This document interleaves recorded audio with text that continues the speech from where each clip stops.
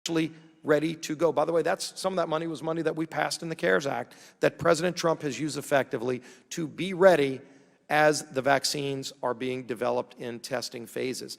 Dr. Fauci, I look forward to learning more about the stunning progress that we've seen researchers make on cures and vaccines. I know you've been involved in researching some of the most awful, deadly viruses that we've known in the history of the world: HIV, Ebola, of course now Corona.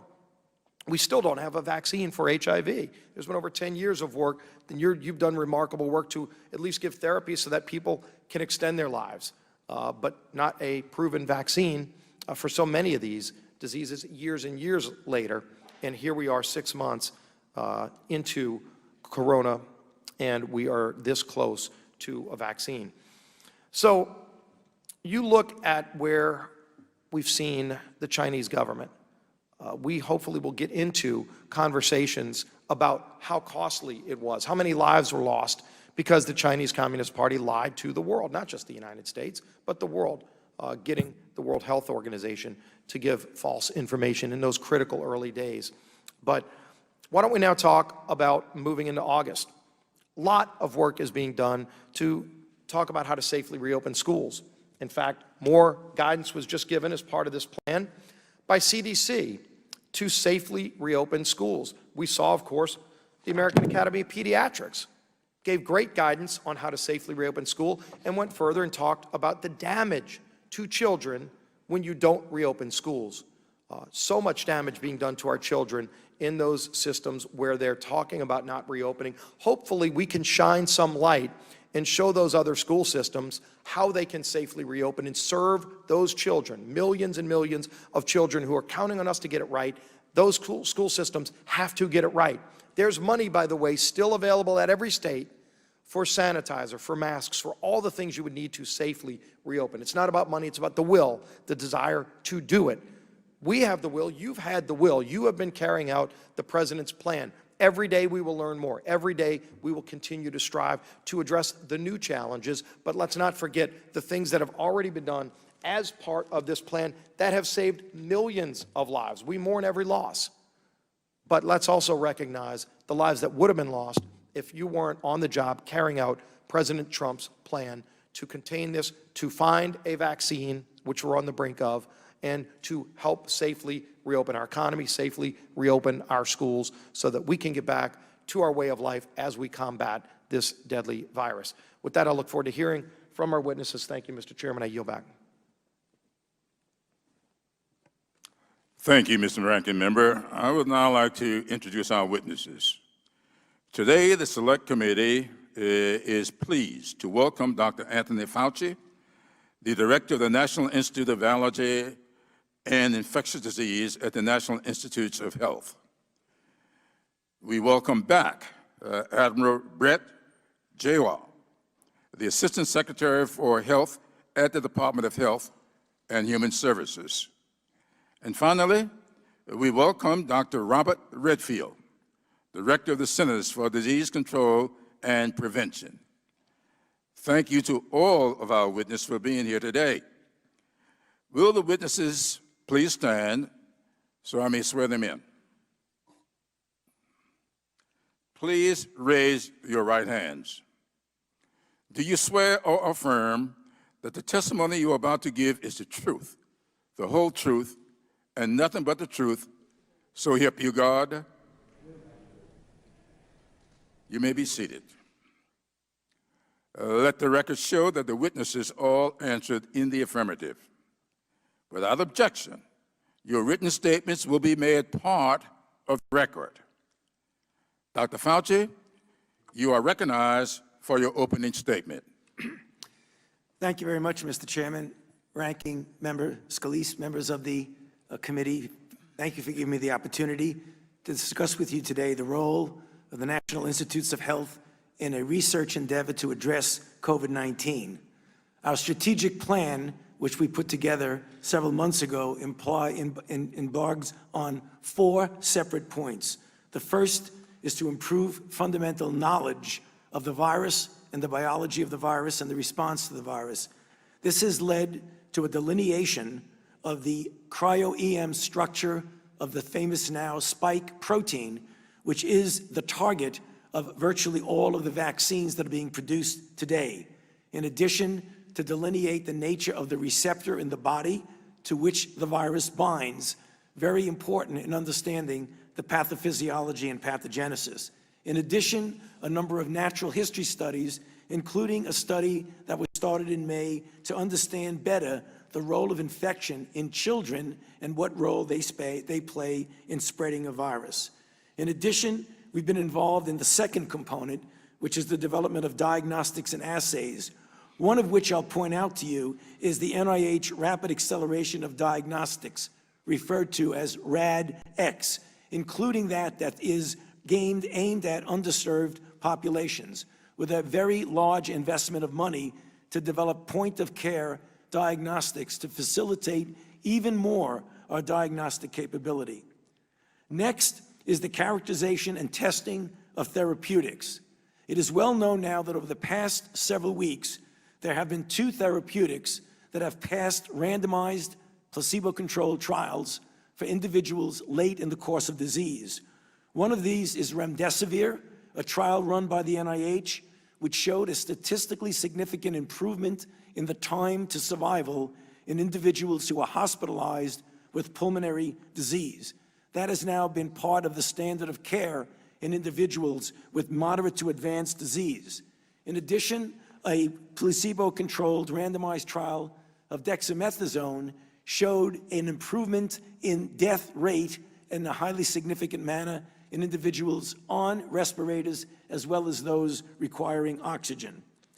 And then finally, the development and testing of effective vaccines. Several months ago, we put together what we call a strategic approach to COVID-19 vaccine research and development. And the reason we did this is because there are multiple candidate vaccines that are moving along at a very rapid pace. And we wanted to make sure that they learn from each other. So we made standardized protocols, common data and safety monitoring boards, common primary and secondary endpoints, and common individual laboratory tests. There are 3 separate platforms that are being pursued with government help: nucleic acid, including the mRNA of Moderna, viral vectors such as adenovectors and VSV, and protein subunits. One of these is a trial that started last Monday, this past Monday, the 27th, to beginning in a phase 3 trial. It's a trial that will go over several months involving 30,000 individuals. We hope that as the time we get into the late fall and early winter, we will have, in fact, a vaccine that we can say would be safe and effective. One can never guarantee the safety or effectiveness unless you do the trial, but we are cautiously optimistic that this will be successful, because in the early studies in human, the phase 1 study, it clearly showed that individuals who were vaccinated mounted a neutralizing antibody response that was at least comparable and in many respects better than what we see in convalescent serum from individuals who have recovered from COVID-19. As I mentioned, the phase 3 trial has already started. 30,000 individuals, we are already starting to enroll. I might also conclude, members of the committee, to point out that there is a website called coronaviruspreventionnetwork.org where individuals can actually indicate their willingness to participate in the clinical trials and to make sure that we have a diverse representation. Already, as of last night, there have been over 250,000 individuals who have registered their interest in being in these trials. And I just want to use my last couple of seconds to urge anyone who's listening who wants to participate to please go to that website and register so that you can be part of the solution of this terrible scourge. Thank you, Mr. Chairman. Thank you very much, Dr. Fauci. We will now hear from Dr. Jewell, or Admiral Jewell. Both are fine. Chairman Clyburn, Ranking Member Scalise, and distinguished members of the committee, it is good to see all of you again. Testing is an essential component of America's public health response to COVID-19. Testing enables clinical decision-making. It heralds impending outbreaks. It informs resource allocation, and it assists in minimizing economic and social disruption. But we cannot test our way out of this or any other pandemic. Testing does not replace personal responsibility. It does not substitute for avoiding crowded indoor spaces, or washing hands, or wearing a mask. A negative test does not mean that you won't be positive tomorrow. A negative test does not substitute for avoiding crowds, or wearing a mask, or protecting the vulnerable with your actions. All of that being said, as of this morning, the nation has performed over 59 million COVID-19 tests, now averaging over 820,000 tests per day, up from 550,000 tests per day when I appeared before this committee just earlier this month. Since March 12th, we have increased our daily testing over 32,000%. Half of these tests are done in either point-of-care technologies with results in 15 minutes or less, or at local hospitals for which the turnaround time is generally within 24 hours. Because of unprecedented demand, large commercial labs that do approximately half of the nation's testing have become strained. But because of expanded capacity and newly authorized techniques like pooling and novel extraction methods, turnaround times are definitely improving. This week, LabCorp announced turnaround times of 2 to 3 days.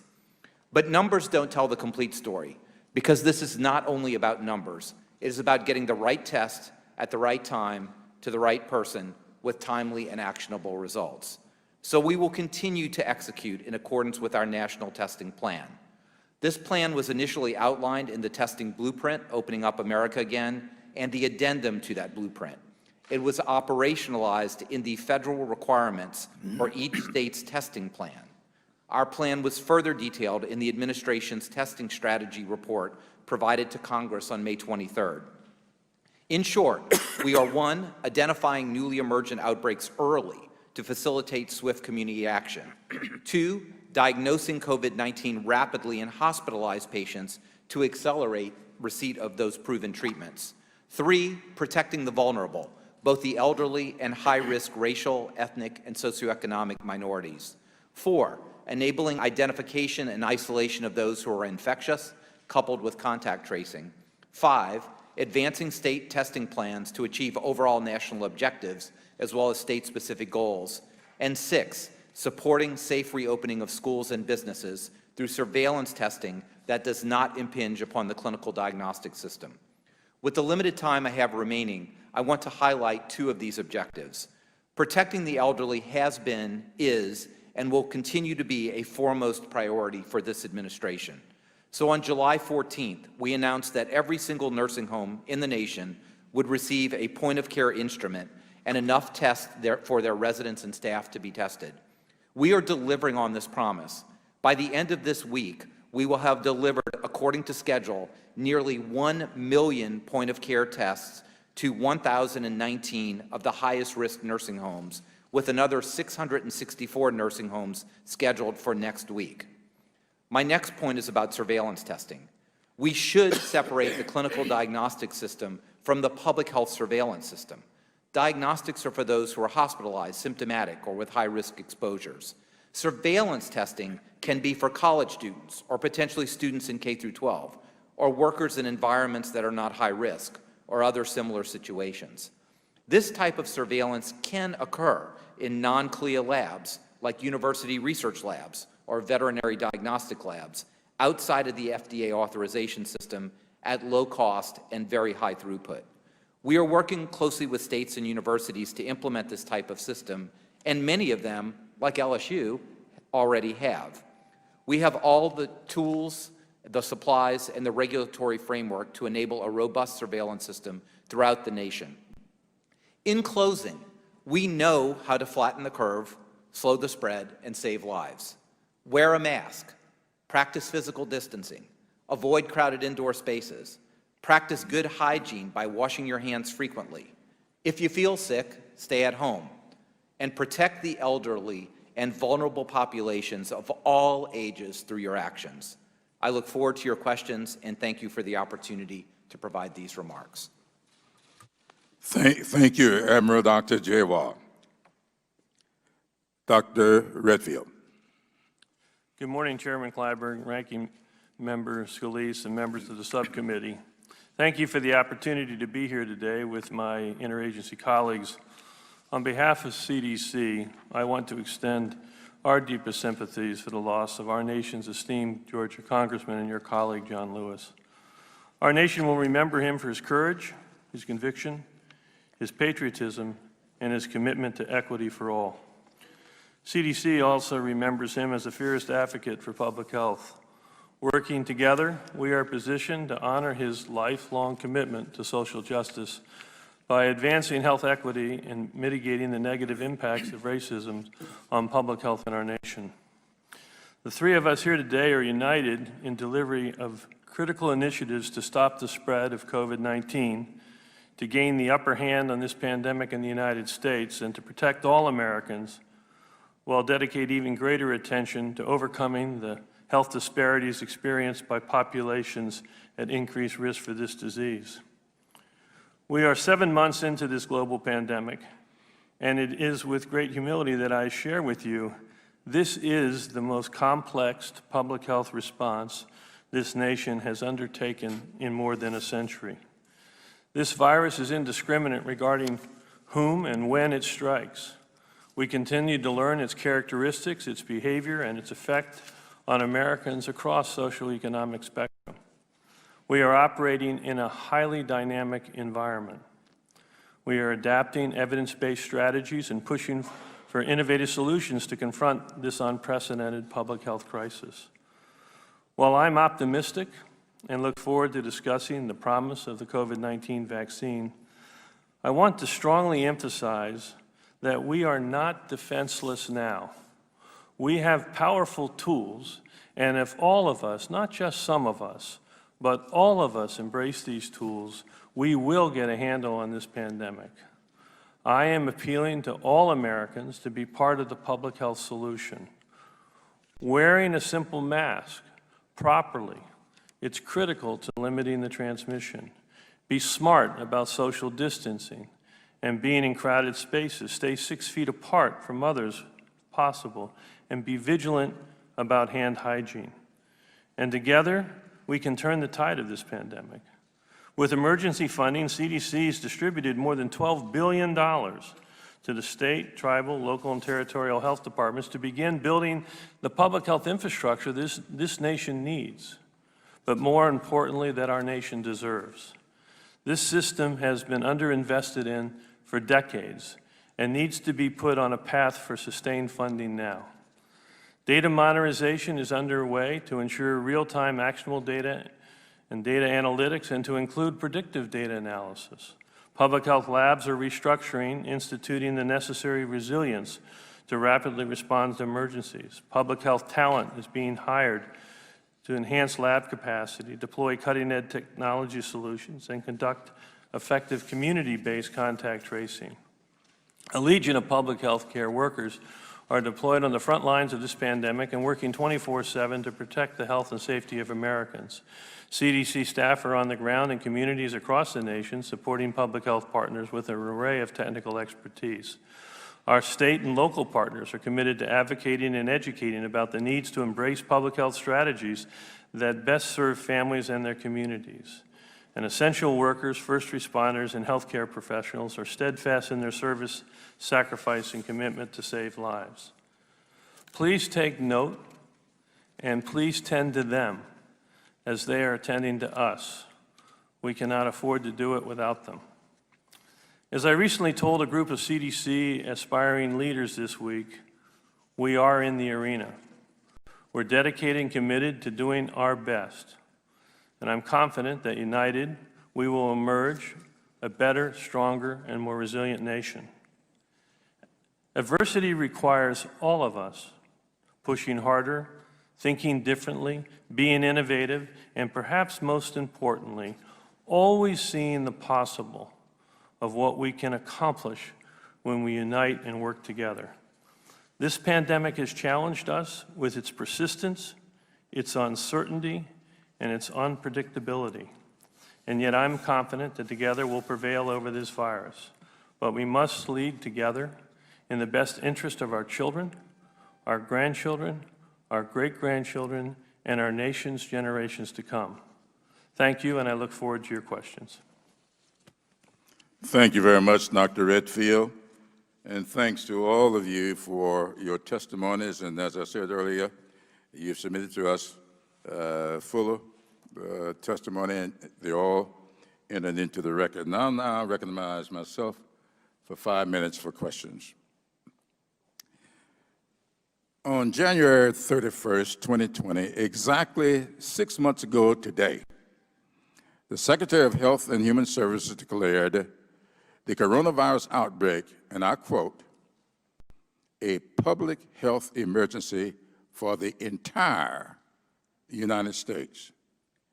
But rather than immediately bringing our nation together to tackle the problem, the Trump administration downplayed the crisis, ignored scientific experts, and deferred to states and the private sector to lead the response. Dr. Fauci, on March 11th of this year, you testified before the Oversight Committee saying, and I quote, it's going to get worse. I regret to say you were right. It did get worse. On March 11th, the country had confirmed just over 1,200 cases and 31 deaths. Today, we have confirmed more than 4.4 million cases, and we have just reached 150,000 deaths. There's a chart that I have up here. This chart compares the number of new daily coronavirus cases in the United States with those in Europe. It shows just how much worse the outbreak has been in the United States. Here's Europe, the little line here, the European Union. Here, the United States. And here's where we were on the way. We started going up, while the European countries, European Union, plateaued and is going down. Dr. Fauci, can you help us understand why?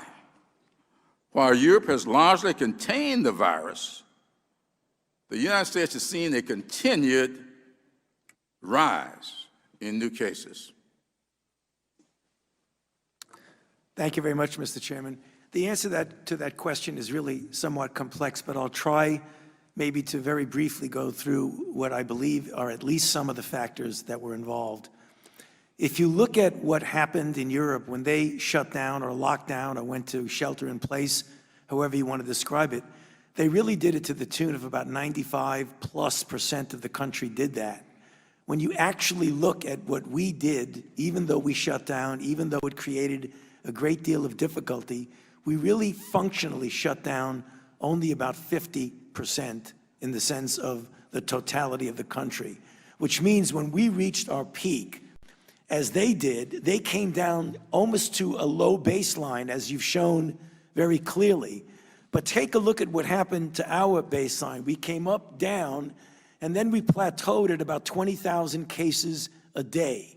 So we started off with a very difficult baseline of transmission that was going on at the time that we tried to open up the country.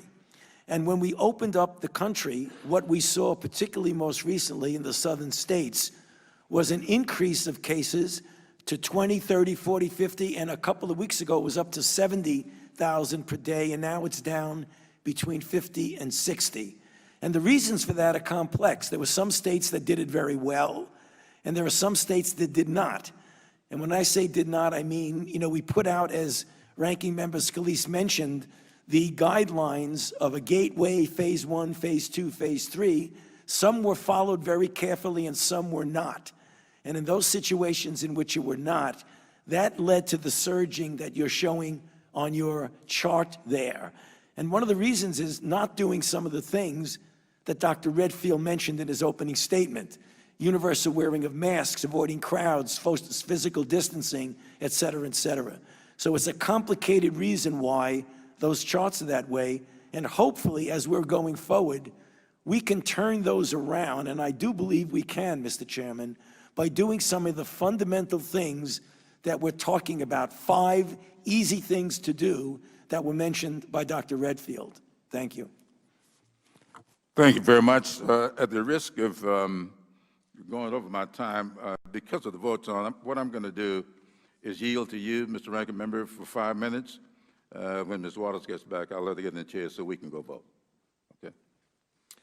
All right, thank you, Mr. Chairman. And again, appreciate all of you being here. I know when we talk about President Trump's team that he has been relying on to help put together this plan, and like I said, this is just a small part of the plan. There are thousands and thousands of more pages online of various aspects of President Trump's plan to combat the coronavirus. But we have, of course, Dr. Fauci, Dr. Gerard, Dr. Redfield. We see Dr. Birx. There's a whole array of doctors, medical experts, best in the world, that are helping work with President Trump to develop this plan. Is that correct? If I could ask any of y'all, is that correct? By the way, were any of you sidelined from coming here? I know some people try to use that term. I haven't heard of anybody sidelined, but if any of you were sidelined, please share it, because I haven't seen that. Good to see all of you here. Dr. Fauci, let me ask you about some of the decisions that you worked with President Trump on, and the whole team did.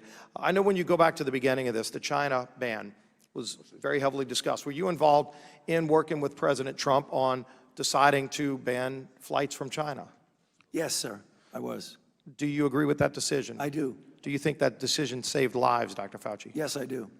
Do you agree with the decision when ultimately we saw spread in Europe, and then the president recommended that we extend that to Europe? Did you participate in that discussion? I was actively involved in that discussion, sir. Do you agree with that decision? Yes, I do. Do you think that decision saved lives? Yes, I do. Eventually, then, we saw the United Kingdom have an outbreak, and there had to be a tough decision made. Do we extend that to the United Kingdom? Were you part of that decision? I was. And do you agree with that decision as well? I do. Did that decision save lives? Yes, it did. When you look at the 15 days to slow the spread, initially it started at 15. Were you part of the decision to implement that decision? I was very much involved in that. Did that decision save lives, Dr. Fauci? I believe it did. Then when President Trump met with you and Dr. Birx to extend that another 30 days, do you agree with that decision that President Trump made to extend that? Yes, I was very much involved, and I agree with it. Did that decision save lives, Dr. Fauci? I believe it did. So I know we've heard a lot about disagreements. Clearly, there are many decisions made. In fact, there are many very internationally respected doctors that are involved in each of those decisions. Is that correct? Yes. By and large, would you say that you and President Trump have been in agreement on most of those decisions? We were in agreement on virtually all of those. I appreciate that. Now I want to ask you, Dr. Gerard, Admiral Gerard, on the testing that you've been involved in to help carry out parts of President Trump's plan. You just talked about over 1 million testing machines, 15-minute machines that will be brought into nursing homes across this country. I know ultimately it's going to be 15,000. I'm sorry, how many? Over 1,000 machines that are going to be delivered already. Is that plan in place and moving forward based on President Trump's guidance? It is. And that money, in part, was taken from the CARES Act, the bill that we worked with President Trump to pass in a bipartisan way through this Congress. Is that correct? Yes, sir, that's correct. And I've heard specifically from nursing home directors who have told me that this decision will save more lives in nursing homes. Have you heard the same? There is no question. I don't think any single decision has had more positive feedback than that one. And I know early off CMS put out guidelines back in March. These were just part of the many guidelines that CMS put out on guidance to prevent COVID spread in nursing homes. We know that 45 governors followed this guidance. 5 governors did not follow this guidance, and we saw in those states tens of thousands of seniors in nursing homes died who shouldn't have died. If this guidance was followed by those governors, do you think they would have saved more lives? As I have testified here before, I think it's a very concerning practice to send an infectious person back to a nursing home. Well, thank you, and I wish governors would have followed the guidance that President Trump's team put out as part of a major overall plan. Now, Dr. Redfield, I want to talk to you about reopening schools. I know you've been very involved in this. CDC's put out multiple documents of guidance for safely reopening schools. Here, checklists for parents, checklists for teachers, guidance for K through 12 school administrators on the use of cloth face masks in schools. I know some people want to make that controversial. This is President Trump's plan, part of his plan, to safely reopening schools, talked about the use of masks. Here you've got school decision-making tool for parents, caregivers, and guardians. Are these all parts of the president's plan to safely reopen schools? Yes, Have you been involved in developing that with President Trump? yes. Do you think that schools should safely reopen this fall with in-person learning? Yes, I think it's important to realize that it's in the public health best interest of K through 12 students to get back in face-to-face learning. There's really very significant public health consequences of the school closure. So Well, that's for our example, they lack the ability to detect child abuse that occurs and is detected often in schools. Do you know how much child abuse will not be detected if children aren't returning to the school? Clearly, we're seeing less reporting of it, and again, I think it's a direct consequence of the school closures. Well, 7.1 million kids get their mental health service in schools. They get nutritional support, as we mentioned, from schools. We're seeing an increase in drug use disorder as well as suicide in the adolescents individuals. So I do think it's really important to realize it's not public health versus the economy about school opening. It's public health versus public health of the K through 12s to get these schools open. We got to do it safely, and we've got to be able to accommodate. Well, I appreciate that, and I know we're out of time. I hope that these school systems follow President Trump and these great medical doctors' guidance and help those kids by safely reopening. With that, I thank our witnesses, and Mr. Chairman, I yield back. I thank the ranking member. The chair now recognizes Mr. Maloney for 5 minutes. Thank you, Mr. Chairman, and thank you, Mr. Ranking Member. And I want to thank all of our witnesses today, particularly Dr. Fauci, who was born in the great city of New York, in the beautiful borough of Brooklyn. New Yorkers are very proud that you were a New York raised and New York doctor before you became America's doctor. And I must say that, as the chairman mentioned, when we had our hearing on March 11th, which I was privileged to chair, when I asked you how is it going to go, you said it's going to get worse and worse and worse. And the next day, everybody started closing down, sports clubs, museums, and treating it with the seriousness that disease had to be treated with. And at that hearing, when asked about testing, you said, and I quote, that we're not really geared up to do what we need right now. In fact, you said, and you called it failing. Now it's 5 months later. Where would you rate us now in our efforts? I know my city and other cities have worked diligently trying to respond. Where would you put us now with testing? What do we have to do to continue to get better? Well, I think you can get a more detailed response from Admiral Drouin, but I'll comment. I think that things are considerably different and improved now than it was several months ago, both for the numbers of tests that have been improved, as well as for the efforts that are going into to expand our capability. In other words, to more prudently have screening testing done in one segment, as well as testing to determine diagnosis and follow-up in others. But Dr. Giroir is much better qualified to give you the details of that. But I would like to now move to vaccines. That's the challenge now. And I recall reading one of your reports on AIDS, and you said, I will never retire until we have a vaccine. We still don't have a vaccine for AIDS. Ebola took 5 years. How realistic is a vaccine? Is it dreaming, or is it a reality? Are the protocols as safe as they possibly could be for, as we've always had for vaccines? Could you give us an honest assessment of where our country is in vaccine development? Yeah, it's reality, Congresswoman Maloney. I believe it will occur. I think the difference between HIV and coronavirus is so different that I don't think you can compare them, because the body does not make a very good immune response against HIV, so it would make vaccine development very difficult, whereas the body does make a robust immune response against coronavirus, which tells us that I believe that we can get to that goal. I know to some people this seems like it is so fast that there might be compromising of safety and in scientific integrity, and I can tell you that is absolutely not the case. The rapidity with which we're doing it is as a result of very different technologies in getting from the time we recognized this pathogen in the beginning of January to the time we were able to get into a phase 1 trial, to the time we were able to do phase 2, and then, as I mentioned, just this past Monday, we started a phase 3. That was not reckless rushing. That was technology and doing things in a way that does not compromise any of the steps.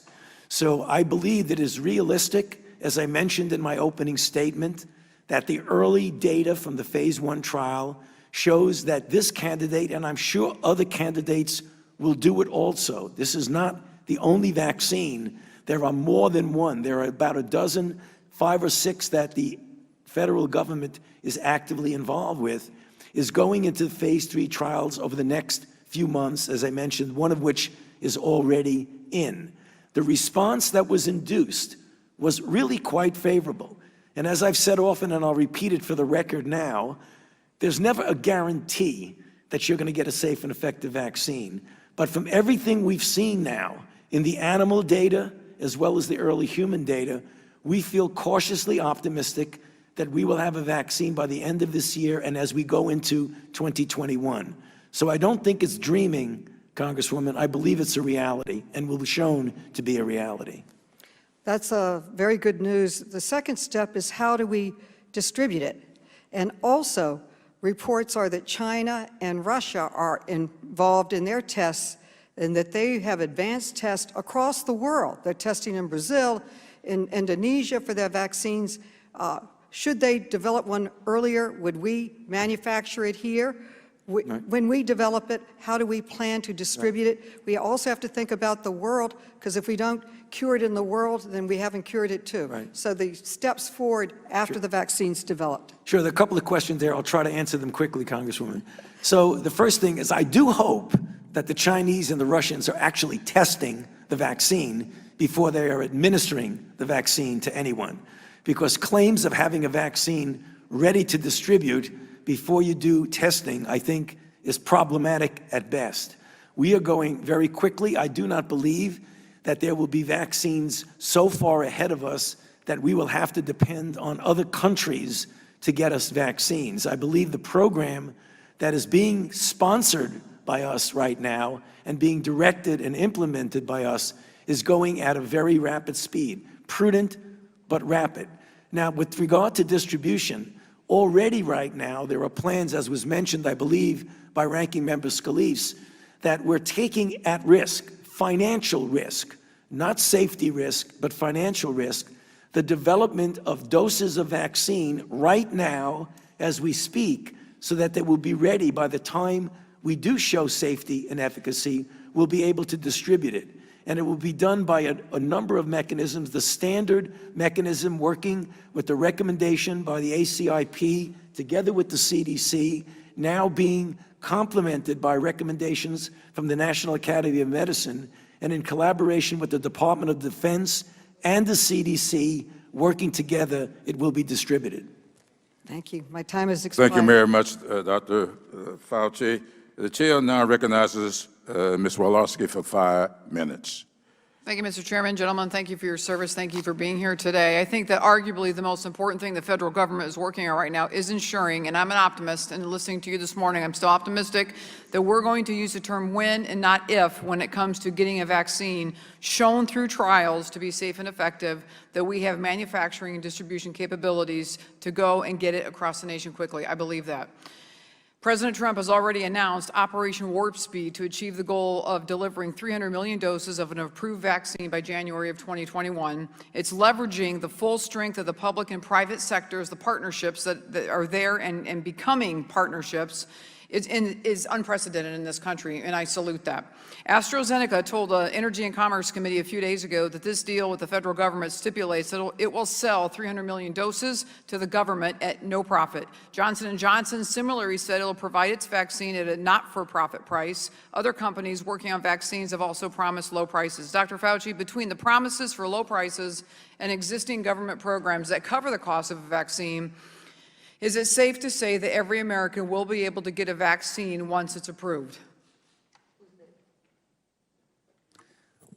Given what you've mentioned, which I agree with, the promises of the company about hundreds of millions of doses, I believe ultimately over a period of time in 2021, if we have, and I think we will have, a safe and effective vaccine, that Americans will be able to get it. I don't think that they will have everybody getting it immediately in the beginning. It probably will be phased in, and that's the reason why we have the committees to do the prioritization of who should get it first. But ultimately, within a reasonable period of time, the plans now allow for any American who needs a vaccine to get it within the year 2021. Right, and that is the plan. Right. Staying on the topic of vaccines, Dr. Fauci, it's my understanding that Operation Warp Speed enabled clinical trials for the most promising vaccine candidates to be run simultaneously, which will get a vaccine to the market much faster than normal.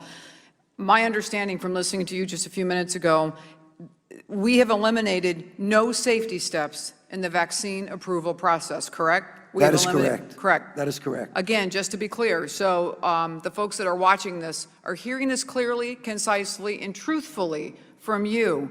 The FDA is not compromising safety standards in order to speed up vaccine process approval, correct? Well, I would say it a different way. Okay. We at the NIH are doing the vaccine studies with the companies. The FDA will look at that data and on a science-based decision will make a determination as to the safety and efficacy and whether or not it will be approved. So the FDA is a science-based decision maker. We But do as the far as trials. you know in that, I agree, but the FDA is not compromising safety standards. No. No way, no how. No way, no how is the FDA compromising safety standards. No. And their answers and their approvals are based on science. Yeah. Historically, the FDA has based their decisions on science. They will do it this time also, I'm I certain. appreciate it. Thanks for your assurances that we'll have a safe, affordable, and widely available vaccine for the American people. All of America is praying that one of these promising candidates comes through. That's why I'm so disappointed that we've seen some on the other side of the aisle speculate aloud that the administration might rush an unsafe vaccine to the market before the election to help President Trump politically. This irresponsible rhetoric only serves to plant irrational fears in the minds of Americans. I'm worried that enough of these types of attacks could result in people avoiding an approved vaccine when it does come to market, when it is available for Americans. Dr. Fauci, can you address this once and for all? Would the administration approve a vaccine that's not safe? And do you share my concern about the danger of undermining faith in the vaccine development process? The Commissioner of FDA, Dr. Stephen Hahn, has assured me and has spoken publicly that he would make sure any decision on the part of the FDA will be based on sound scientific data proving the safety and the efficacy. He's told me that, and he's been very public about that.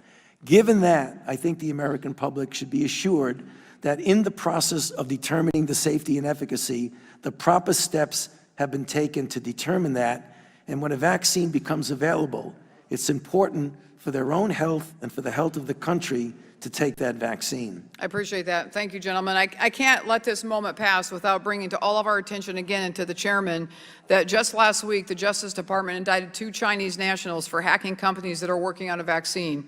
We sent a strong message to China this will not be tolerated. I'm glad the administration took action by naming and shaming those involved, as well as closing down a Chinese consulate that was a hub for intellectual property and trade secret theft. We must hold China accountable, Mr. Chairman. We have to. Mr. Chairman, before I close, can you commit to holding a hearing on the threat of Chinese espionage on vaccine products, vaccine producers? Mr. Chairman, whoever's sitting in for Mr. Chairman,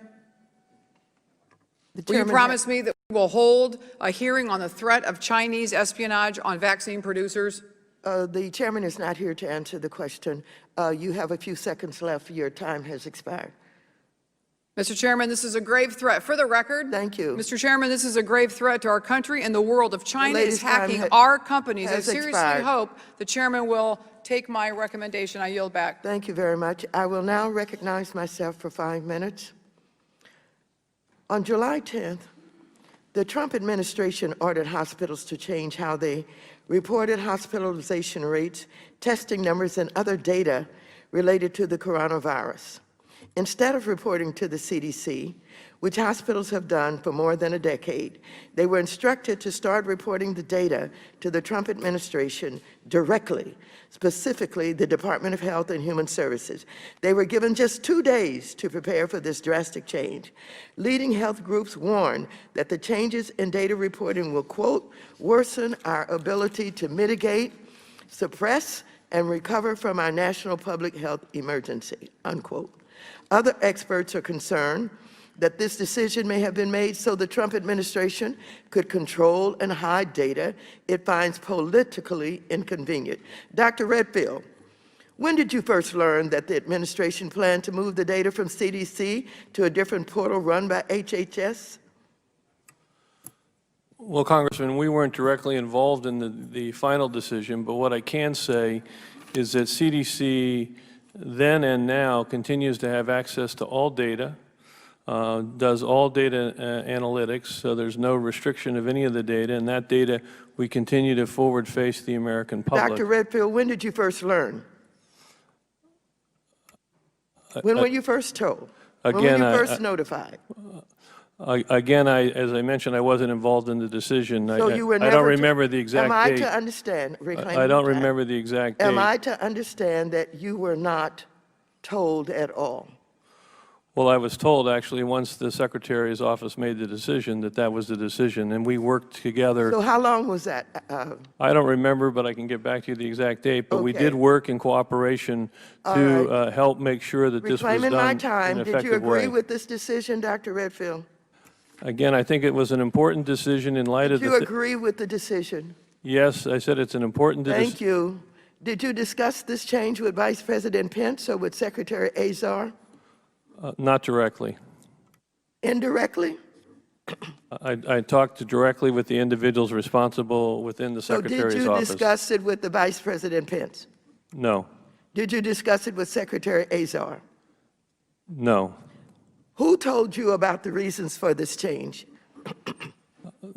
Well, I think we collectively understood the reasons, if I can answer, is there was substantial advancements in therapeutics with remdesivir, which made it really important to be able to understand who was newly hospitalized in real time that day, so allocations of remdesivir to get to that hospital. I thank you very much for that.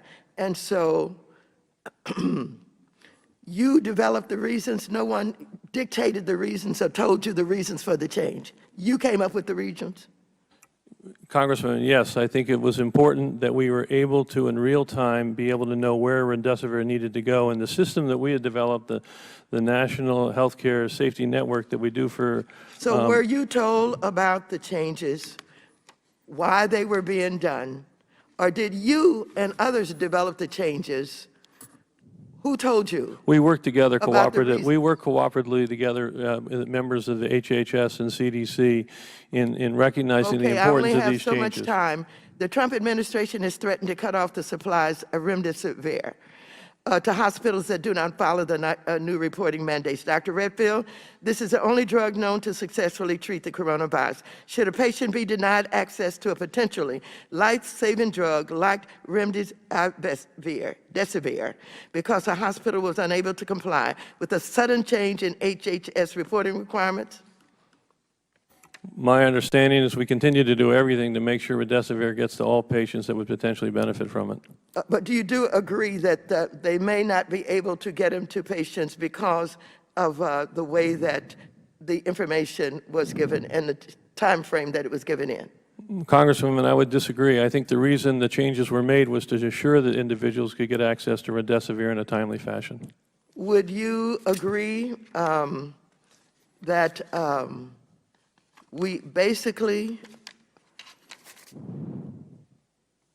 well, this is the only drug known to successfully treat the coronavirus. Should a patient be denied access to a potentially life-saving drug like remdesivir because a hospital was unable to comply with a sudden change in HHS reporting requirements? And again, I'm trying to say I think the intent and the consequence of what was done was to ensure that patients aren't denied access to remdesivir, to make sure we get timely distribution to the hospitals where these patients are. Thank you very much. I've exhausted my time. Next, we will hear from Mr. Foster, I believe. Mr. Lukemeyer is next. Thank you. You are recognized for 5 minutes, Mr. Lukemeyer.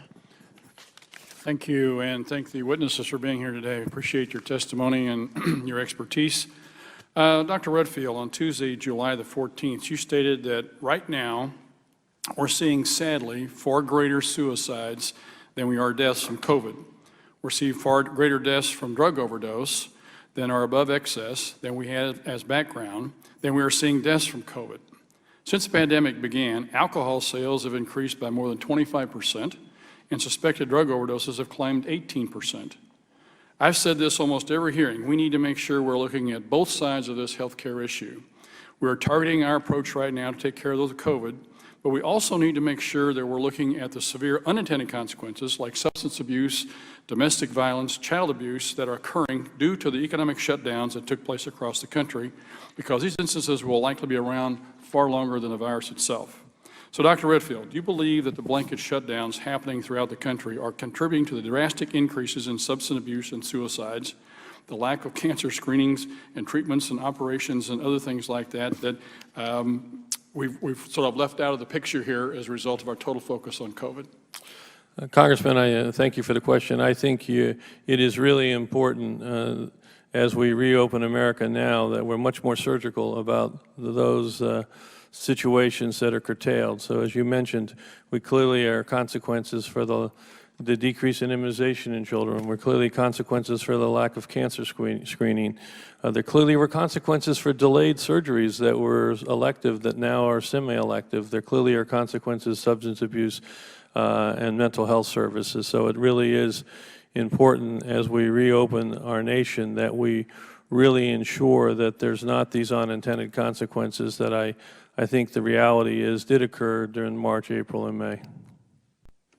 You know, there was an article that appeared in one of the local magazines with regards to trying to quantify that figure. And they did, and they came up with a figure of around 65,000 people per month that were dying because of the lack of health care that was either being postponed, denied, waived, whatever, versus our total focus on COVID. Dr. Fauci, I have watched a number of your press conferences, and I've seen you articulate a lot about COVID, but I've never seen you talk about this other part of the healthcare spectrum that we need to be considering also. Would you like to comment on that and give me your position on that, please? Yes, I actually have commented on that when I've said, most recently talking about schools, that I think that a default position, despite the fact that we have to have flexibility, would be to try and, as best as we possibly can, in the context of the safety of the children and the teachers, to open the schools for the very reasons that I think you mentioned and that Dr. Redfield mentioned, because of the negative consequences on children from a psychological standpoint, as well as the downstream unintended consequences on families. You know, one of the problems that we all have here on this committee is we're sitting here looking at the consequences of a problem that we have with COVID. We're looking at the consequences we have on not attending to the healthcare needs of the rest of society, and we have to sit here and figure out how do we manage this? How do we look at both sides of this? How do we, from 30,000 feet, make sure everybody is taken care of? In our position, what would you recommend, Dr. Redfield, on how we should approach this problem?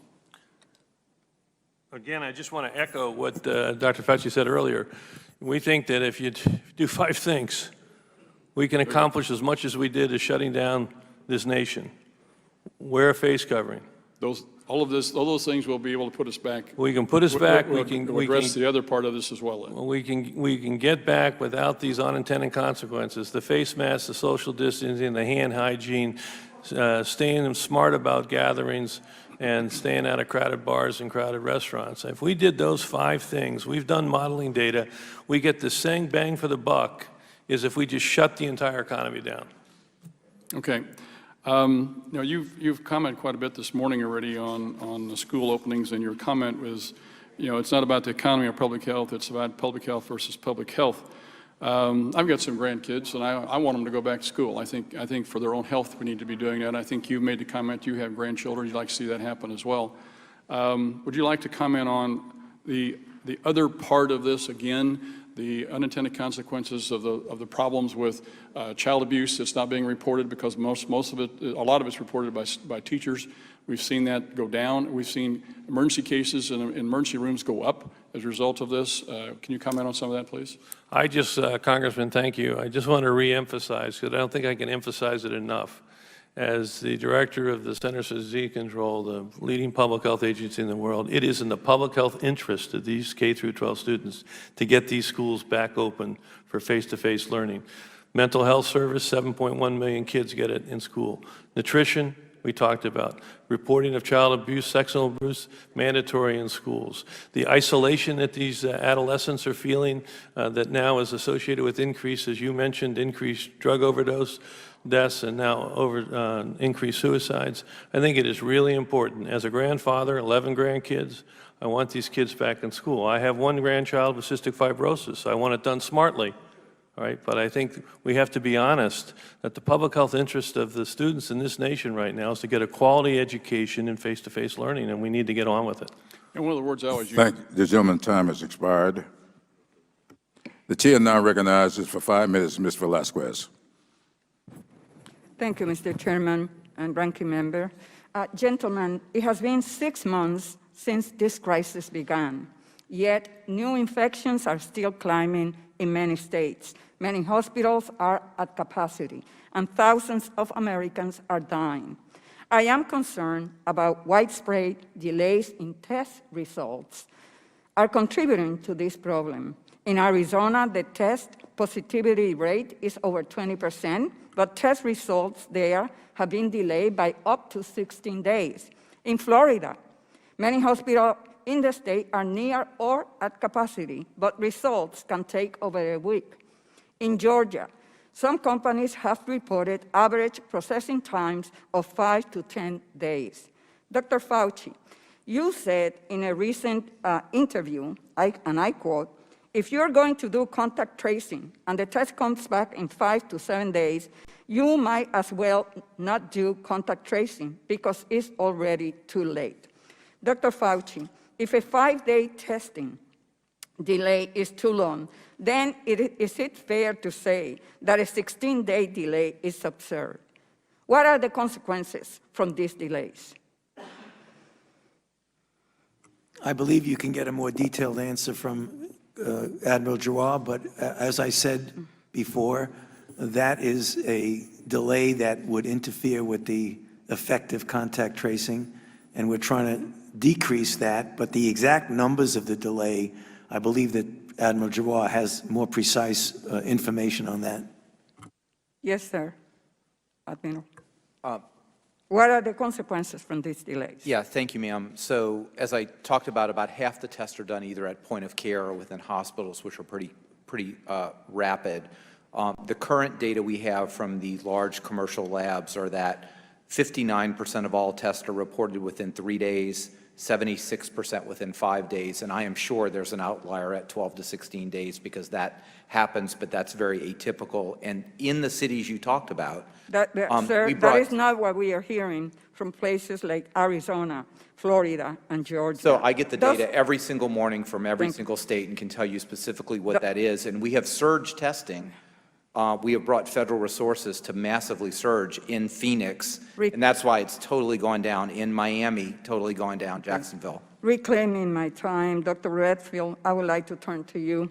Does the CDC have comprehensive information about the wait times for test results in all 50 states? Sorry. Does the CDC have comprehensive information about the wait times for test results in all 50 states?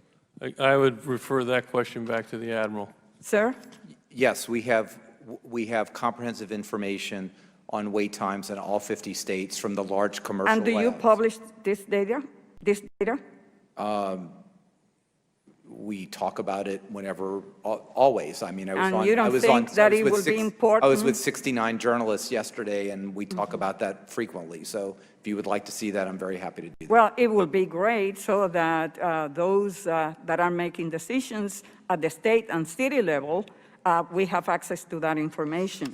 Because do. it is important to understand the trends. They do. They have that information. In fact, from the commercial labs, when they place an order, they're told exactly what the expected wait time is for that order. So we cannot expect to reopen the economy safely if the virus is spreading unchecked. Testing, contact tracing, and isolation will not be effective unless we cut the turnaround time for tests. And I don't want to talk about Puerto Rico. That's another story. Chairman Powell said this week that the path of the economy is going to depend to a very high extent on the course of the virus and on the measures that we take to keep it in check. He said also that the Fed will use its full range of tools to steer the economy out of recession. Gentlemen, is the federal government using its full range of tools to get the virus under control like other countries have? Many states are reconsidering their reopening plans after experiencing a shocking increase in new cases and being unable to stop the spread. Dr. Fauci, what roles does the lack of sufficient testing and contact tracing play in states' inability to control the virus?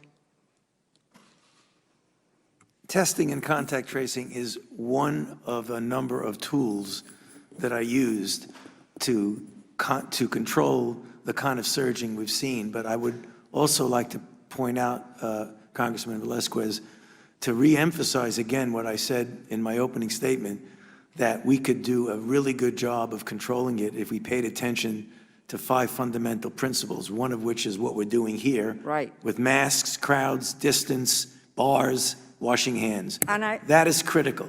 Testing is absolutely an important part of it, and an important part of the process. And I understand that, but the largest and most important pulpit is the one, Pennsylvania Avenue. It doesn't matter what you say if what you said is undermined by the President of the United States. The gentleman's time has expired. The chair now recognizes for 5 minutes Mr. Jordan. Thank you, Mr. Chairman. Dr. Fauci, do protests increase the spread of the virus? Do protests increase the spread of the virus? I think I can make a general statement. Well, 500,000 protesters on June 6th alone. Yeah. I'm just asking, that number of No. people, does Yeah. it increase the spread of the virus? Crowding together, particularly when you're not wearing a mask, contributes to the spread of the virus. Should we limit the protesting? I'm not sure what you mean. How do we say limit the protesting? Should government limit the protesting? I don't think that's relevant to. Well, you just said if it increases the spread of the virus, I'm just asking, should we limit it?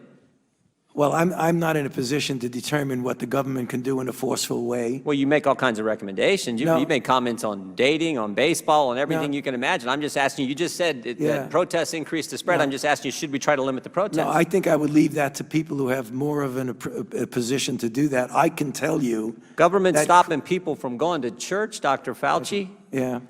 Last week in the Calvary Chapel case, 5 liberals on the Supreme Court said it was okay for Nevada to limit church services. Justice Gorsuch said it best. He said there's no world in which the Constitution permits Nevada to favor Caesar's Palace over Calvary Chapel. I'm just asking, is there a world where the Constitution says you can favor one First Amendment liberty, protesting, Right. over another, practicing your faith?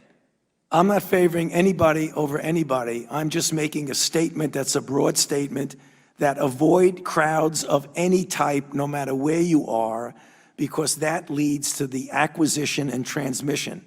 And I don't judge one crowd versus another crowd.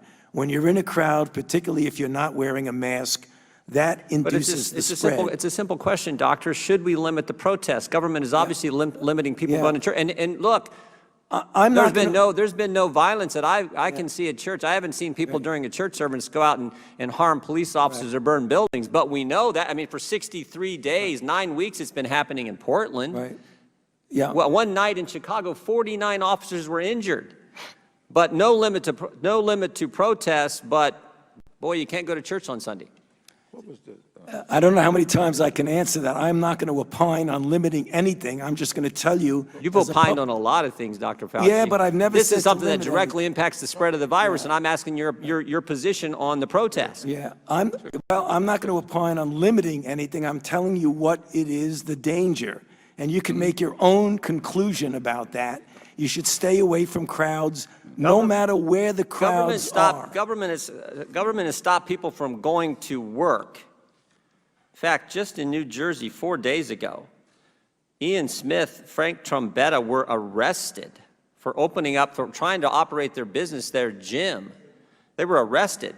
But my bet is if these 2 individuals who own this gym were outside just in front of their gym and all the people who were working out in their gym were outside protesting, they'd been just fine. But because they were in the gym working out, actually running their business, they got arrested. You think that's okay?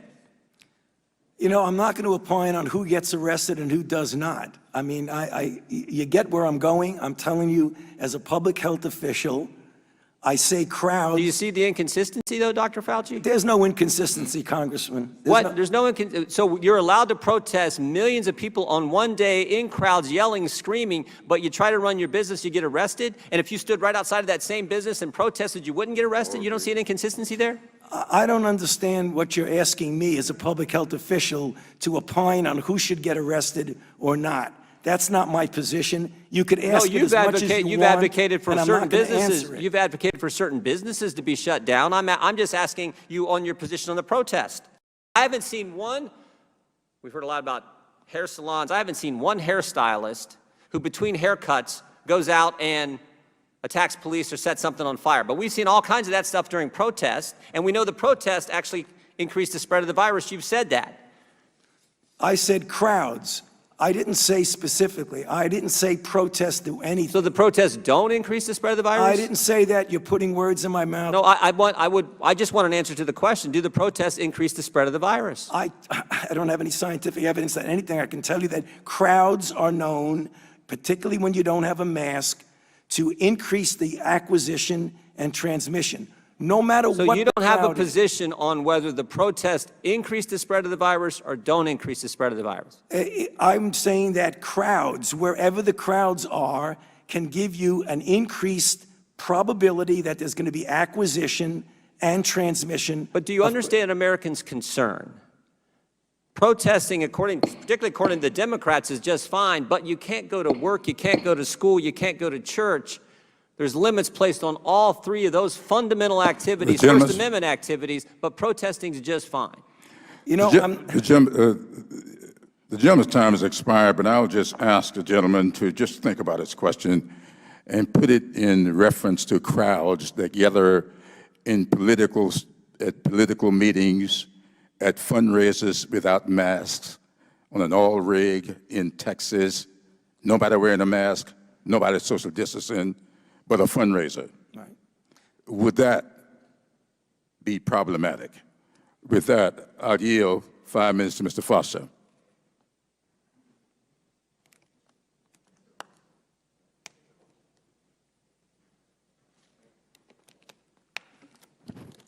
Well, thank you, Mr. Chairman.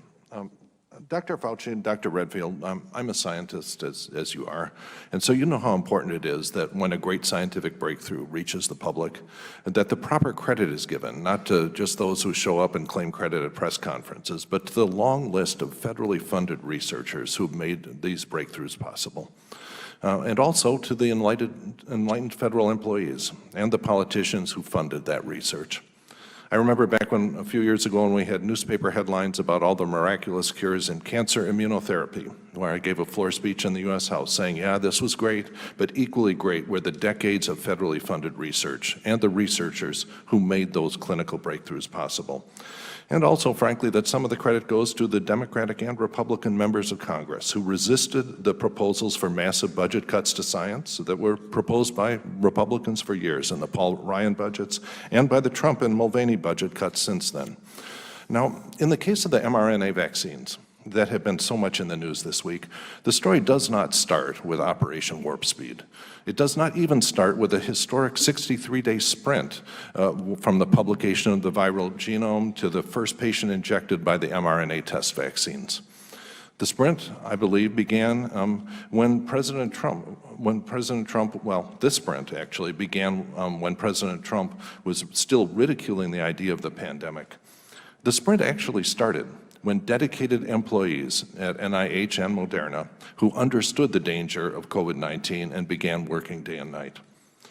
The story of federal investments in mRNA vaccines actually starts, I believe, back in 2009, when President Obama, who was at the time unhappy with the speed of response to the H1N1 swine flu epidemic, convened his scientific advisory panel, PCAST, which they did back in those days, and famously asked them, if you guys are so smart, how come you still make vaccines with chicken eggs? Okay, so 1 year later, in August 2010, PCAST put out a report on re-engineering vaccine production for pandemics, which emphasized the potential of new technologies to make vaccines and therapeutics available far faster in a pandemic. Heeding the advice of his scientific panel, which they did back in those days, in 2013, the Obama administration awarded a $25 million DARPA grant to a startup called Moderna to develop their mRNA vaccine platform for pandemic response. This was followed in 2015 by a $125 million investment by BARDA, so that by the end of the Obama administration, Moderna had mRNA vaccines and therapeutics under test in both animals and humans. So why is it that the Obama administration prioritized mRNA vaccines and therapeutics? Well, first off, it's their speed of development, which we saw realized in the 63-day sprint. It's the speed of manufacture, which has to do with the high yields of in vitro transcription reactions, and their potency. Scientifically, the exciting news of the last few months is that a potent human immune response can come from doses as low as 30 micrograms of mRNA vaccine. So 30 micrograms, what does that mean? What it means is that this 1 liter bottle, if it were full of mRNA vaccine, would contain over 30 million doses. This is enough to vaccinate every one of Americans' doctors and first responders, or all of its seniors over 75 years old. And that is why the Obama administration invested in mRNA vaccines and therapeutics starting back in 2009. And without those investments, frankly, Project Warp Speed would not have squat. Now, Dr. Fauci, would you agree that when there are great medical breakthroughs, that the public needs to be reminded about the long line of federal R&D that's led to vaccine and therapeutic successes that we're anticipating? Yes, Congressman, and it even goes beyond what you're saying. Everything you say is very well taken. And I think maybe it's a good time to recognize the fact that the generosity of the Congress through multiple administrations, both Democratic and Republican, and whether or not the Congress was controlled by Democrats or Republican, the support for biomedical research that goes back decades, leading to everything that you're talking about, but even before then, some of the monoclonal antibody work, some of the work that's being done with the molecules that are directly antiviral molecules. I think we often forget that when we think of the product, and often forget, as I think you've appropriately pointed out. Well, what are the scientific investments we should be making now to ensure that we're better prepared for future pandemics? And how can we support those investments with the kind of science budget cuts that we're seeing proposed in the Trump and Mulvaney budgets? Well, I mean, I hope we don't get cuts, but in fact, we have been very But they've been generously- proposed. They've been proposed again and again. Okay. Yeah. Anyway, it looks like my time is up. Mr. Chairman? Mr. Chairman, over here. Yeah, I ask unanimous consent to enter into the record story from June 5th, 2020, underscoring what Dr. Fauci wouldn't answer today. Dr. Fauci says large protests taking place across the country are a perfect setup for spreading COVID-19. So he said that a month ago, even though he wouldn't say it today. So that's a story from Business Insider, but also ask unanimous consent to enter into the record a June 12th story. Dr. Fauci tells ABC Powerhouse Politics that attending rallies protest is risky, even though today his position seems to have changed. Obviously, his position's changed on many things, many times over the last several months. But I'd ask to enter those two articles for the record. I'll yield to Dr. Fauci. Like I said, any crowd, whether it's a protest, but any crowd in which you have people close together without masks is a risk.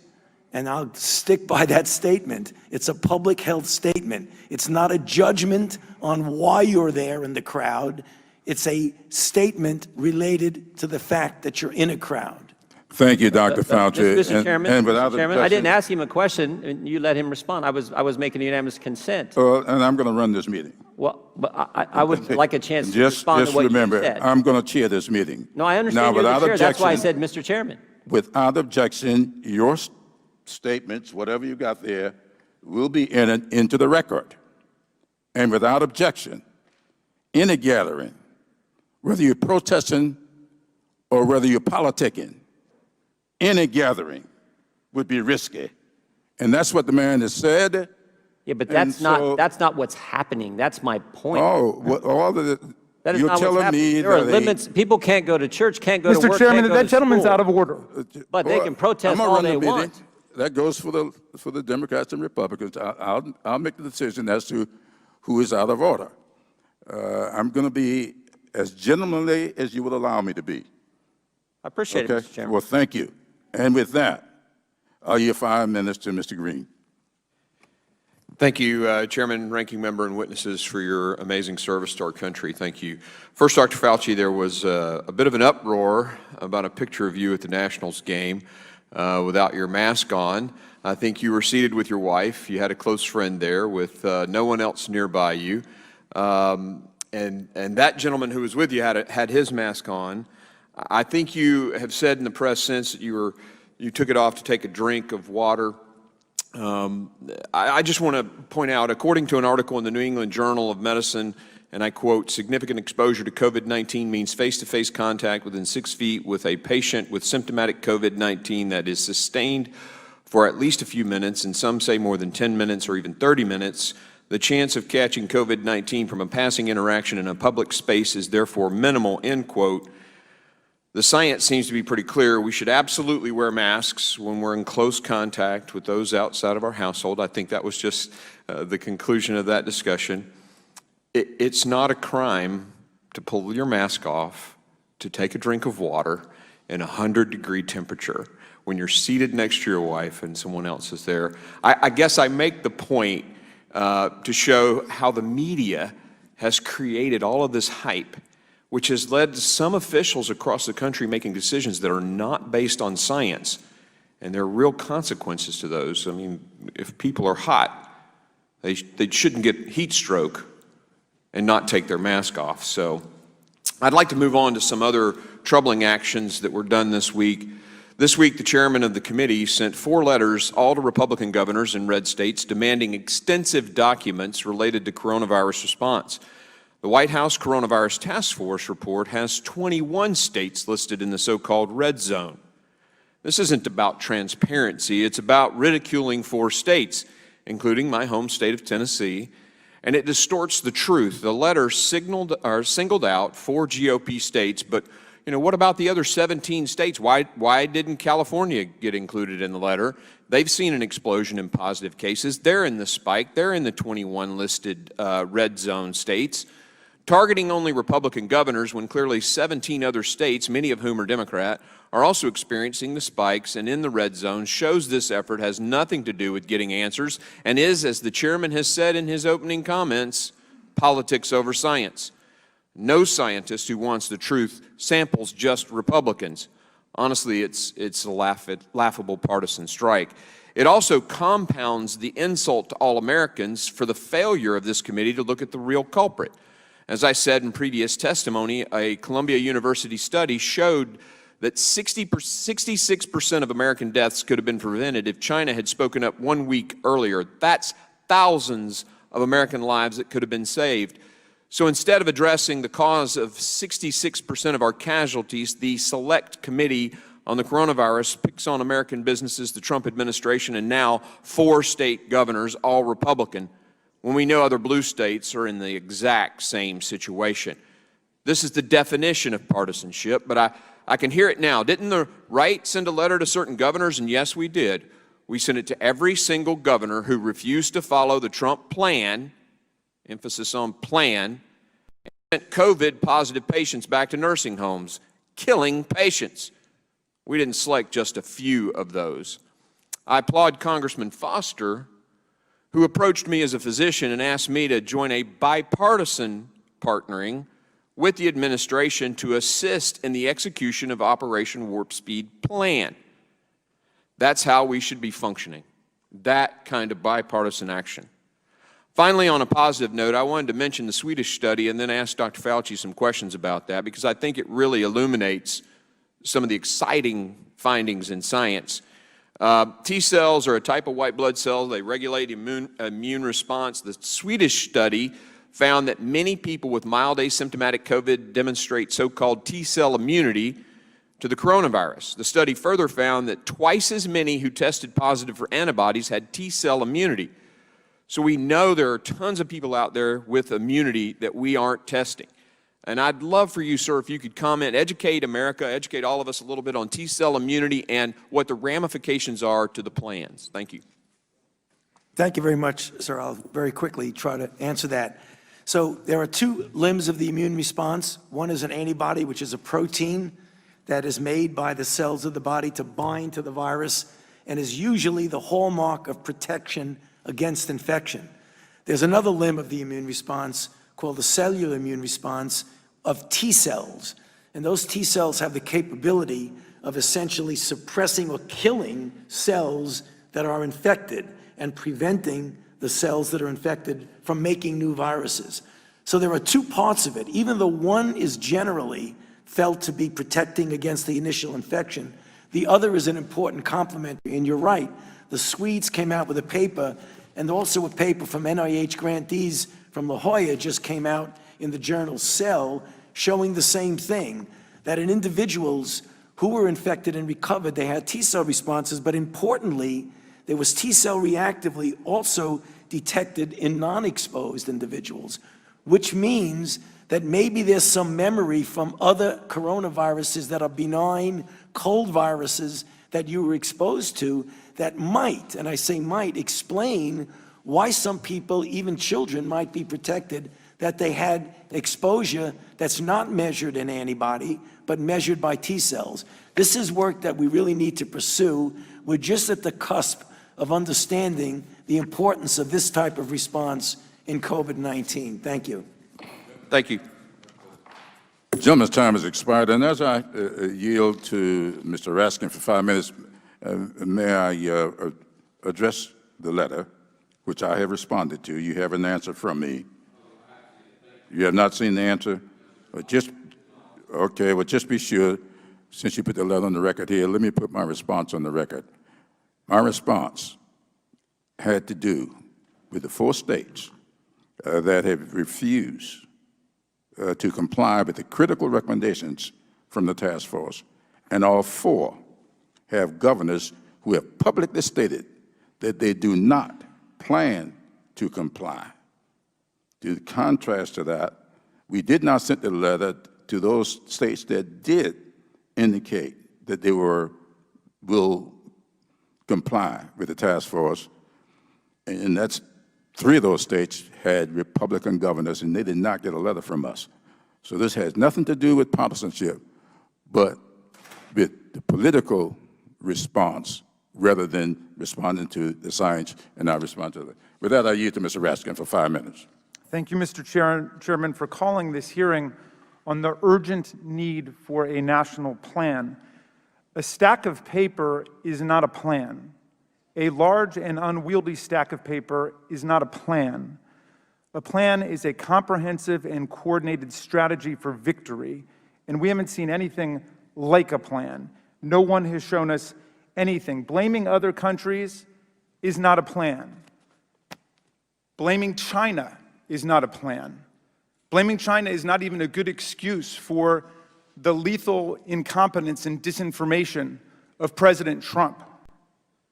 China's early cover-up of the disease only deepens the responsibility and complicity of President Trump, who on 37 different occasions, as I've demonstrated by submissions to this committee, defended and excused and praised the Chinese government and President Xi.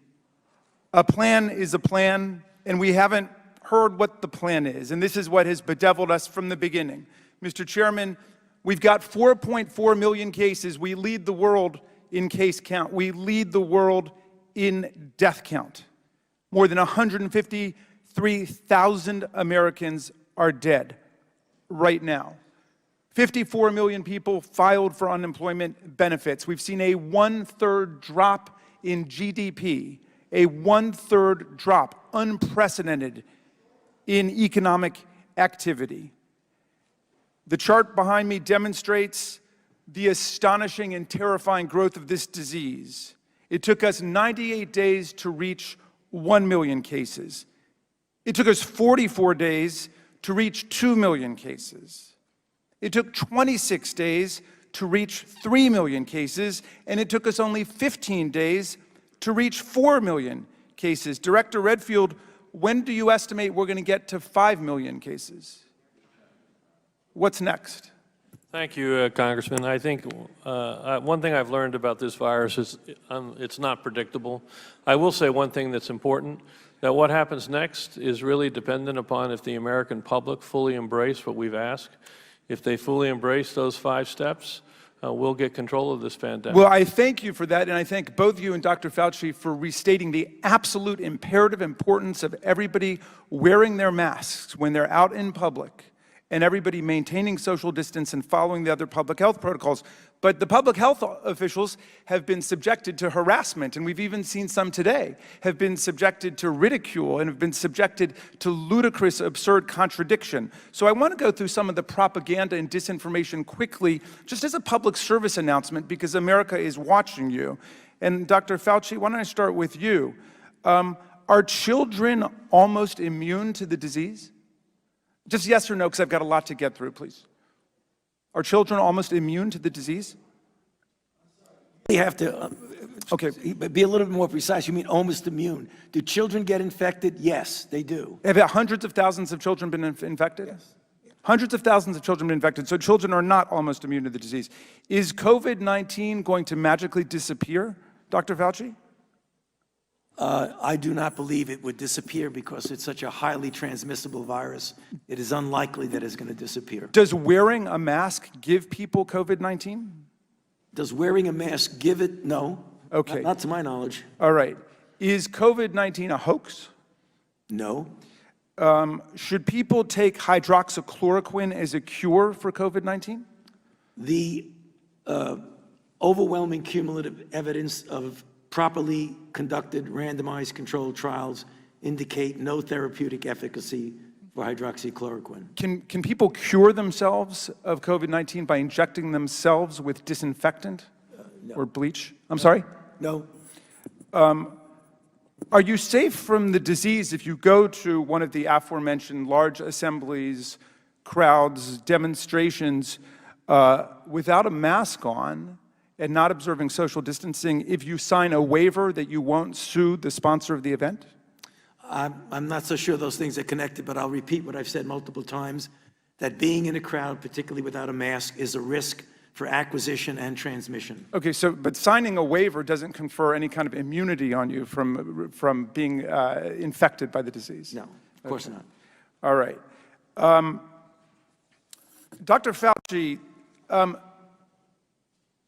the European governments are in a completely different place. They've got the disease on the run. In fact, the Asian countries have the disease on the run. I saw some remarkable figures. Almost every other country on earth is doing far, far better than the United States, except for Brazil, whose president has followed President Trump's policies. But we have 153,000 dead. Canada, our next door neighbor, has less than 9,000. We have 17 times the number of deaths from it. China, which of course is much larger than the United States, has lost 4,661 people. We've lost 153,000 people. Our rate of death is 36 times higher than China, and on and on. Do we have the financial resources and the scientific expertise in America to do what other governments have done to bring the infection rate down to something manageable so the end is in sight of this nightmare? I believe we do have the tools, and certainly there's been a considerable degree of financial investment. So what is the difference?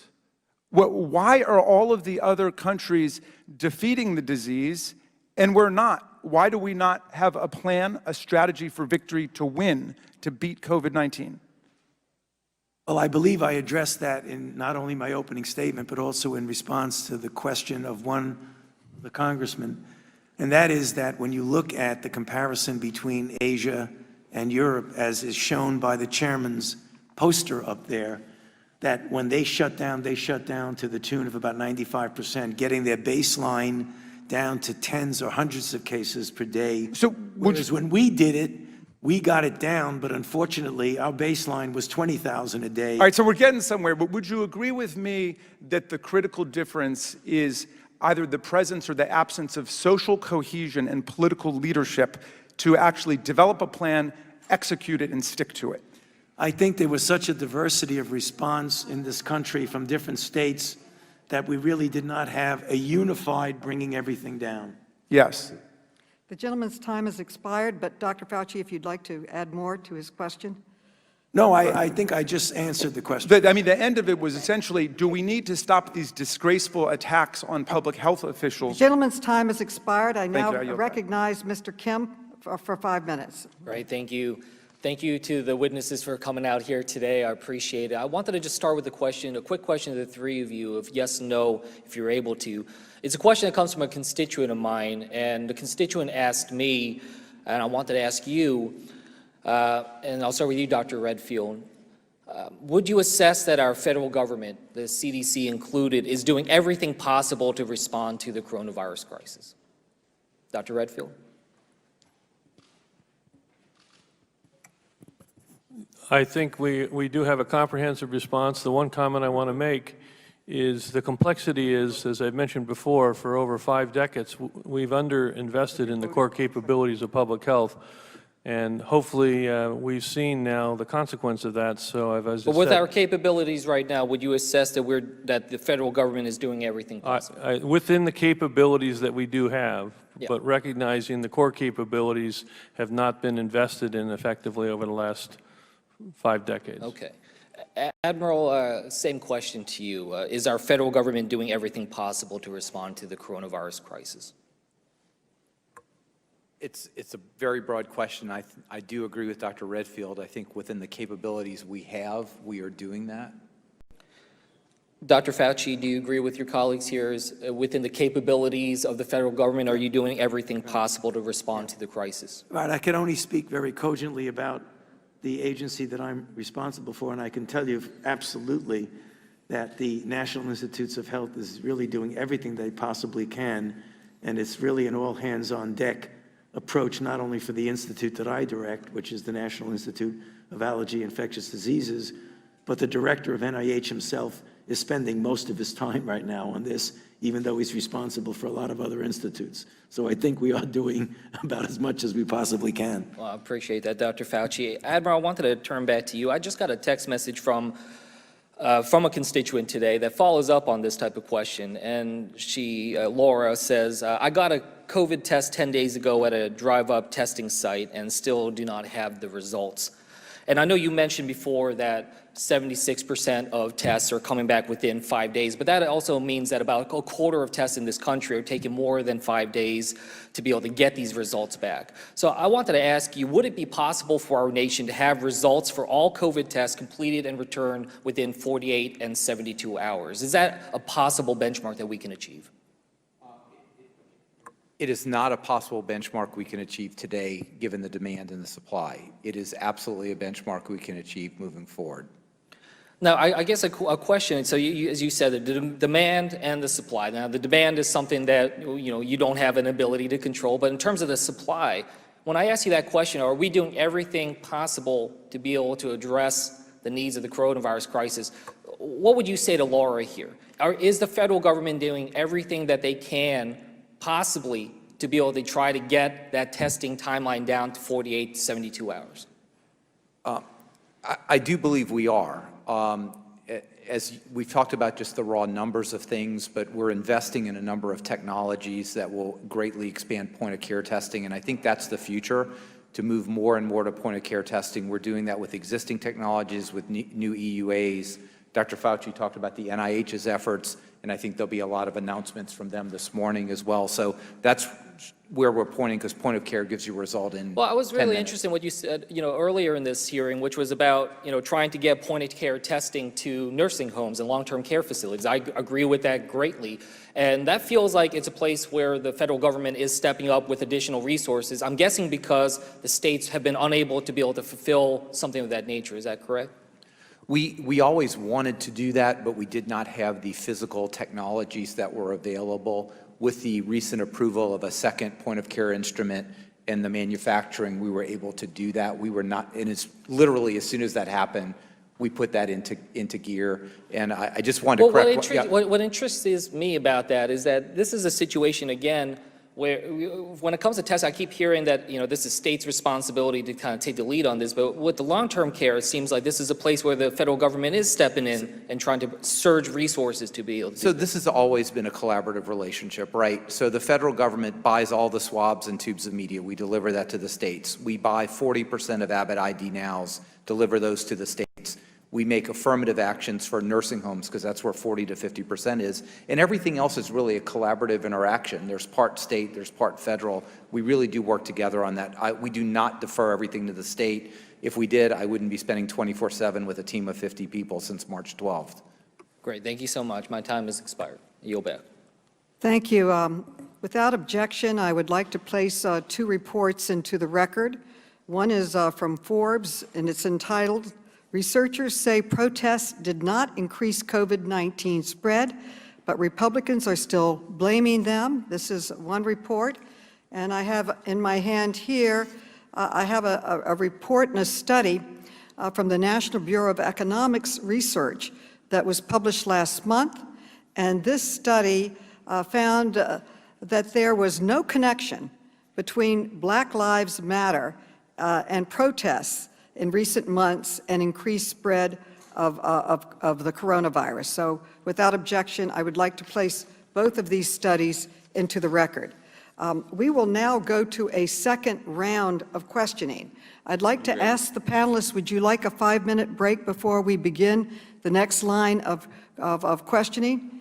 Yeah, okay, so we are taking a 5-minute break, and we will be back in 5 minutes for more questioning. Thank you.